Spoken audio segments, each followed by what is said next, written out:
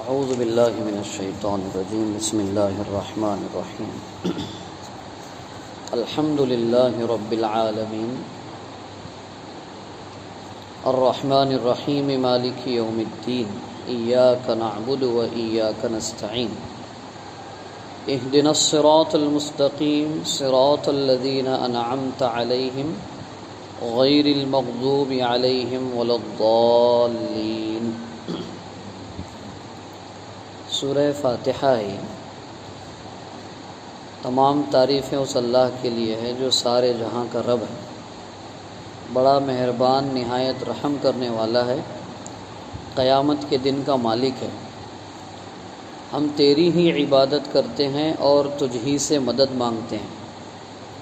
ہمیں سیدھے راستے کی ہدایت دے دے، ان لوگوں کے راستے کی ہدایت عطا فرما جن پر آپ نے انعام کیا۔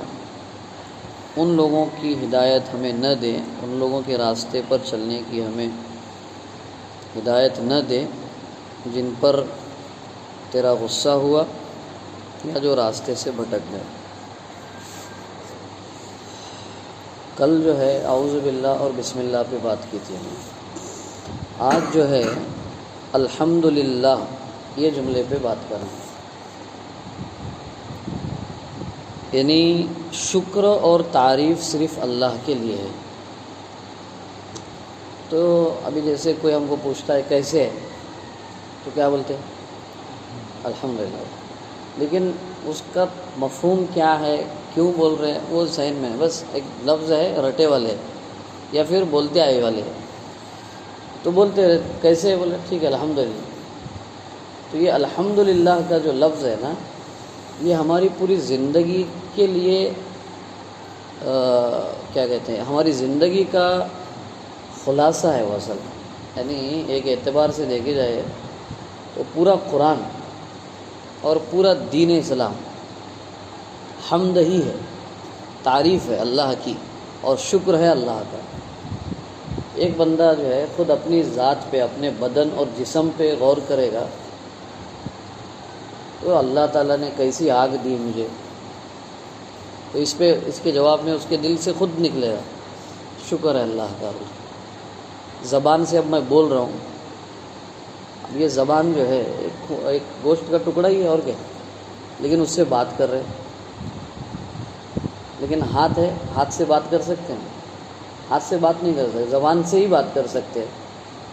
تو ایسی اگر سر کے بال سے پیر کے ناخن تک اگر ہم اپنے ہی بارے میں غور کریں گے تو ہمارا پورا جسم جو ہے نا، جسم کا ایک ایک حصہ اس کا اگر اس کو زبان اگر ہوتی تو جسم کا ہر حصہ یہی کہتا، کیا کہتا؟ الحمدللہ، یعنی شکر اور تعریف اللہ کی ہے۔ تو یہ جو شکر اور تعریف اللہ کی ہے، یہ پہلا سورہ اللہ تعالیٰ الحمدللہ کے ذریعے سے ہم کو پڑھواتے ہیں، نماز میں پڑھتے ہیں، ہم سنتے ہیں۔ تو یہ بتاتے ہیں اللہ تعالیٰ کہ زندگی کے ہر موڑ پہ اللہ کا شکر گزار بندہ بن کے رہو۔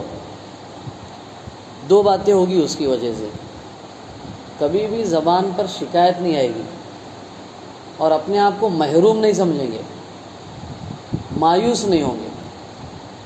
بڑے بڑے لوگ ہیں، فلمی ایکٹرز ہوں گے، پھر مالدار لوگ ہیں، حکومت کے لوگ ہیں، کئی لوگ ایسے جو کہ پتہ نہیں کیا ان کو سمجھ میں آ گیا، انہوں نے خودکشی کر لی۔ کسی نے زہر پی کے خودکشی کر لی، کسی نے نیند کی گولیاں کھا کے خودکشی کر لی، کوئی پتہ نہیں اور کسی وجہ، کیا وجہ ہے؟ تو مال ہے، دولت ہے، عزت ہے، حکومت ہے، سب بھی ہے، تو کیا ہو گیا؟ تو مایوس ہو گئے۔ تو الحمدللہ کا جو لفظ ہے نا، آدمی کو بتاتا ہے کہ بھئی جو حالت میں ہو اللہ کا شکر ادا کرو اور تعریف اللہ کی کرو۔ اب تعریف اللہ کی کرنے کا مطلب کیا ہے؟ آدمی کے اندر تکبر کا جذبہ پیدا نہیں ہوگا، جو میں نے کل کہا تھا۔ اگر ہم کہیں گے اللہ کی تعریف ہے تو اس کا مطلب کیا ہوا؟ تعریف کے لائق اور قابل اللہ ہے، میں نہیں ہوں۔ تو اس سے آدمی کے اندر تواضع پیدا ہوگا۔